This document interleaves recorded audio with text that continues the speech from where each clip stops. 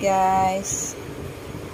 Try natin ngayon mag-G-loan kung okay na ba.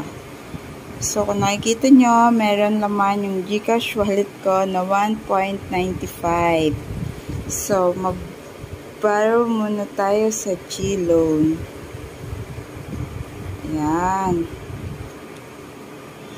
So you can borrow up to 3,000 and then payable in 6 months with interest rate 5.99% average per month with processing fee as low as 3%.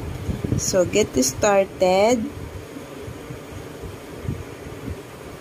Select loan. Piliin natin yung pay bills. Yan. So get this loan. So, ito na. Andito na tayo sa last part. Kung makikita nyo, meron silang processing fee na 90 pesos.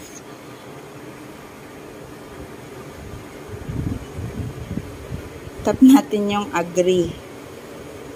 Yan. As you can see, hindi tayo makapag-G-loan dahil na-stuck tayo sa continue. Continue. So, ayaw gumana. Yan. Siguro may problema yung GCash or mababa yung G-score. Yan lang. Di tayo makapag-G-loan.